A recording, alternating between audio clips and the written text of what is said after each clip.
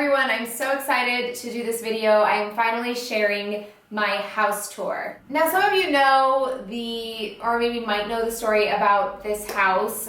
If you don't care about my personal life, I'm going to leave a timestamp down in the description box where you can skip right ahead to the house tour. But a lot of you have been asking about this because I have been talking about it a little bit on Snapchat. So this house I bought in August.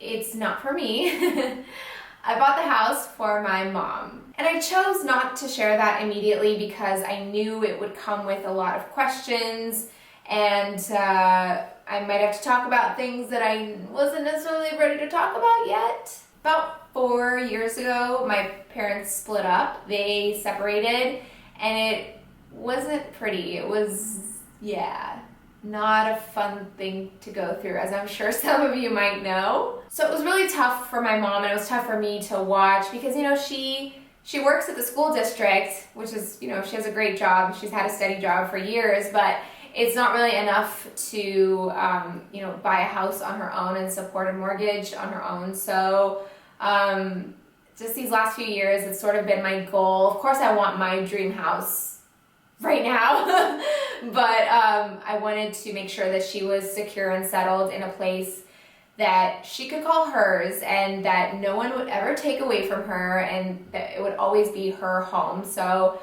I wanted to do that for her first before I started looking for my own house, which I'm in the middle of now. So yeah, that's sort of the story. I don't want to go into it too much. I feel like that's a conversation for a whole different video that maybe we could talk about in the future, but that's sort of the story about this house. I love this house. I think it's beautiful, and I'm so happy with what we did with it, but, it's not really for me. I mean, I'll still be here all the time, even when I move out and find my own place. But like I said, I just wanted a place for my mom, and she's so excited. She's over the moon. She's gardening, and she loves sitting in the yard with the dogs, and yeah, she's really happy. This house, I didn't really talk about it before, but it is a 1920s house. It was built in the 20s, and I don't think anybody did anything to it since then, because when I bought it, it was quite old. I mean, plaster walls. It still had, it had original hardwood floors that I was dying to save. I begged my contractor to save, and he finally agreed, but unfortunately when we took out the molding, we noticed that there was mold under the floors. So at that point we didn't have a choice. We had to rip them out. So the floors aren't exactly my first choice. I would have loved for them to be the original hardwood floors, but I still think they're beautiful. At this point, I want to say about 75% of the whole property has been remodeled, and it feels good. It's nice and new. No asbestos in the walls, no old air conditioning system with crap in the vents that we end up breathing in here. So I'm just gonna jump right into showing you what I did with it.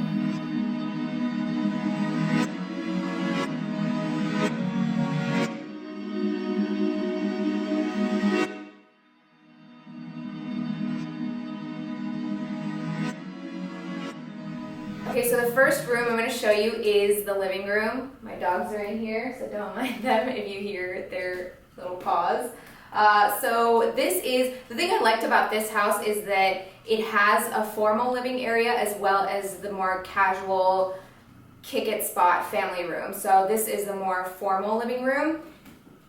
That lion right there, I know it seems kind of random, but it's actually temporary. It's not going to be staying up there. What is going to go up there is a large custom mirror with a very thin black frame, just to match some of the black accents I have in this room. So for this room, I really wanted to stick with a very light color palette, just ivories, beige, gold. One of my favorite things in this room is this coffee table. This one is perfect because the surface has a textured wood, but also the wood is a bunch of different shades of wood. So you've got a little bit of warmer woods, some cooler toned woods, which made it easier for me to pick these two accent chairs. If you follow me on Snapchat, you probably know how difficult it was for me to find these two chairs. I wanted to find something that wasn't too big because it's not a big room at all. It's a pretty small living room. So I wanted something small, but something that went with the, the overall theme of the room. And this, like I said, because it is a formal living room, I wanted to get a pretty light white sofa here that the dogs know they're not supposed to jump on. This was really tough to find because I looked everywhere. I looked at Pottery Barn, I looked at ZGallerie, I looked pretty much everywhere online that you can imagine for the right dimensions and the right color. It's really, really hard to find a sofa that isn't beige. Like if you're looking for an ivory sofa, something that's almost super white, then it's gonna be really, really hard to find because I definitely went through the process and I, in the end, had to have this custom made. And shockingly, it was like $630. I'm looking at $3,000 sofas at Pottery Barn, and then I settled on this one, which was custom made exactly to the dimensions, material, and color that I wanted, and I paid $630. Can't beat that. So like I said, I wanted to mix in different shades of white, so I definitely wanted to throw in some beige and some gold in here, so I did that with the throw pillows. These are from ZGallerie, and these I found at Home Goods. That's what I really like about how I put this room together. Like these, what do you call them? Like potpourri, sort of dried flowers. Some of them aren't even real flowers, and like twigs and stuff. I got those from Marshall's. Like I was just browsing Marshall's and I picked up a bunch of them and I sort of made these like this little bird's nest that's the centerpiece on the coffee table, and then the little piece next to the fireplace. Those were from Marshall's. And speaking of Marshall's, I'm actually doing something pretty cool with them this week on their Facebook page. It's going to be a live stream of me trying something kind of new and cool, so I'll put the details down in the description box so you guys can check it out. I also showed a little bit of the progress on the fireplace on Snapchat. This was interesting because I thought I would just tell my contractor what to do, like how I just wanted like a white traditional fireplace, but he was like, well, you sort of need to design it. It's not just like I'll put anything up there. So I had to design a fireplace, which I've never done before. I knew I wanted white, just a white traditional wood like border, I guess. And then I don't even know why I chose this, but I thought it would look nice. This sort of almost like iridescent stack stone. Before it was brick, and it was very old and very, very traditional. It's still traditional, but it has a little bit of a contemporary twist with this backsplash here.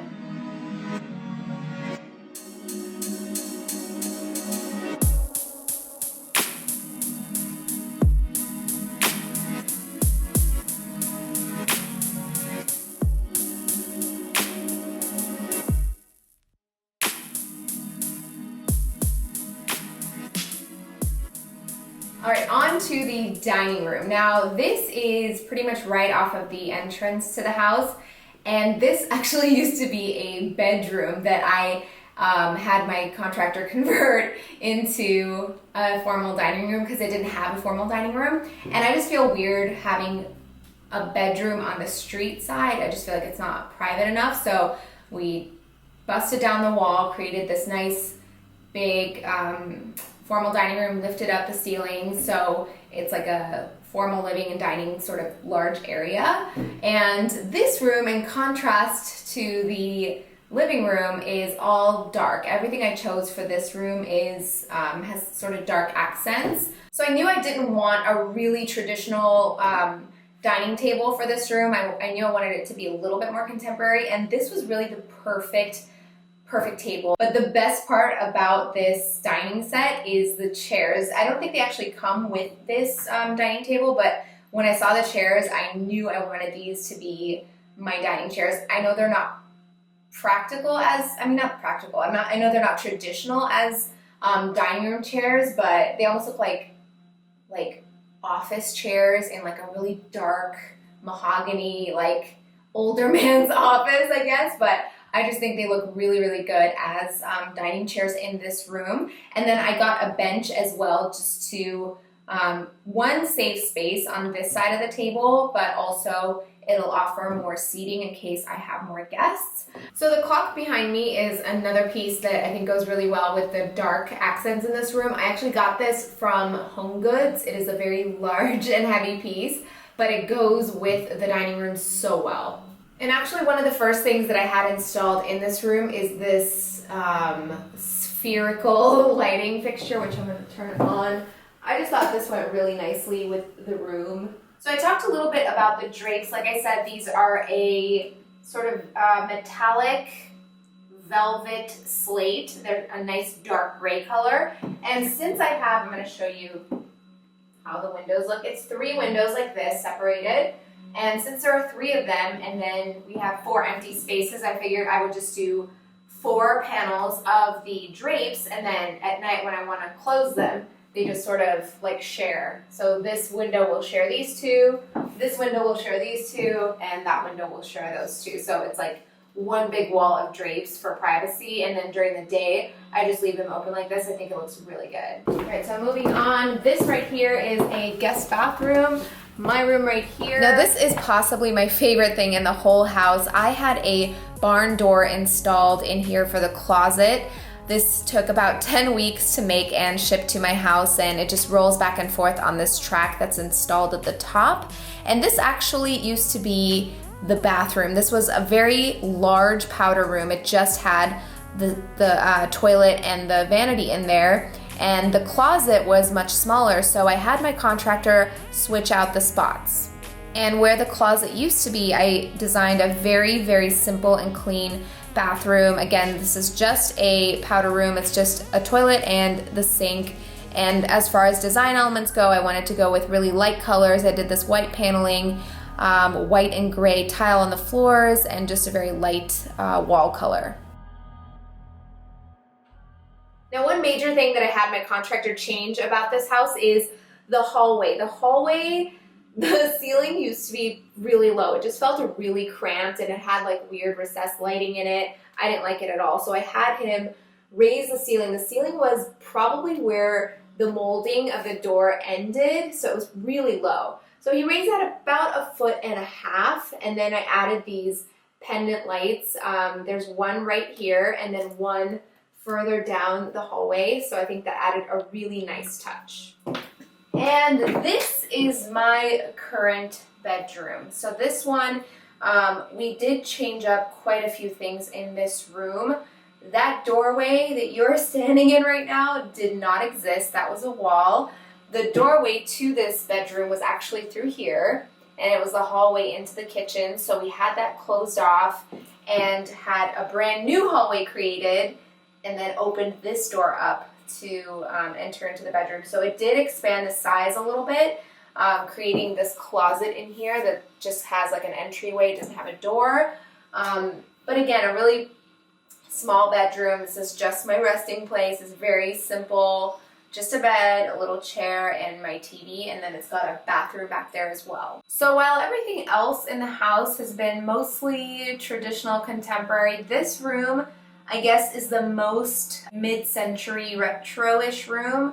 Like I said, it's really, really simple, but like the chair in here, the bed, the nightstands, they just all have a very mid-century vibe. All right, so we're continuing down the hall. We're about to get into the kitchen. Don't mind this stuff. I'm traveling for a few weeks, so I'm in the midst of packing. So this pretty much marks the line that separates the remodeled portion of the house and the non-remodeled portion of the house. All right, so like I said, this portion of the house is still very old. We didn't touch it.